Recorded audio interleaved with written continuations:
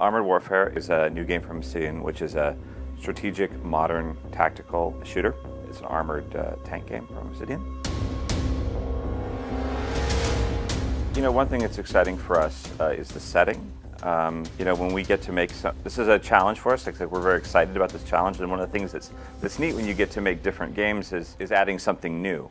And we believe that a modern setting is new to the genre that we can really contribute to, and that's a really exciting point for us.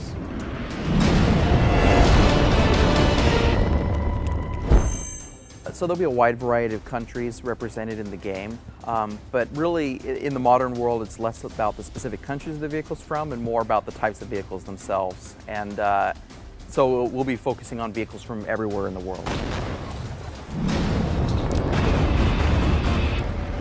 So we've been experimenting with some different sizes. The first map that we made is the smallest one that we've tried so far, and that one is 1,000 meters by 1,000 meters. And as we started to experiment on that map and evaluate the speed at which modern vehicles move around and the view ranges that we wanted and the accuracy that the vehicles have, it felt a little too small.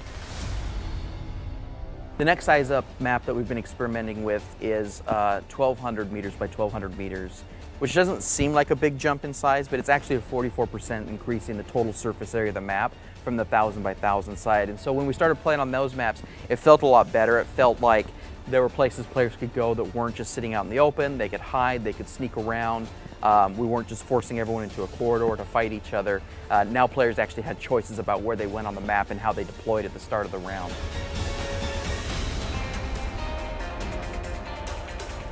And so right now that's a pretty good size for our maps. We definitely intend to continue experimenting with larger and larger maps.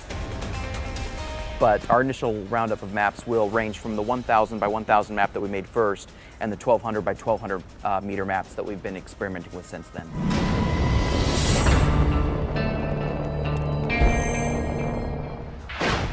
By default, we're pretty much making all the projectiles move at their real-world speed. So you have slower ammunition like heat projectiles, which kind of vary in the 3 digits, you know, 700 meters per second to 1,100 meters per second.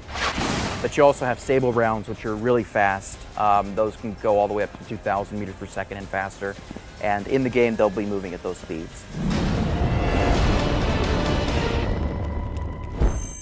One of the great things about CryEngine that we're using for Armored Warfare is that it's very good at rendering different types of weather.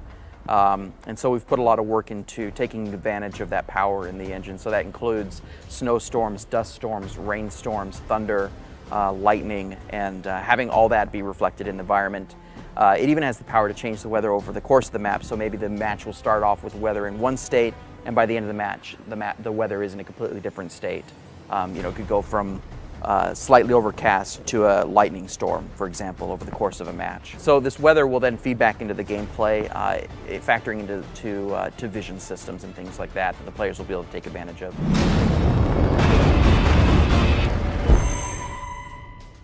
There are spotting mechanics in the game that affect whether or not enemy vehicles can see each other. So you will not know where all the enemy team is at all times. If they're in cover, if they're hidden behind objects, you won't know where they're at. They're not completely visible 100% of the time. And this is one of those things where players will be able to configure their vehicles depending on if they want to emphasize being hidden more, being more camouflaged. They can invest in things like camo nets, which will be visible in the game and rendered on the tanks.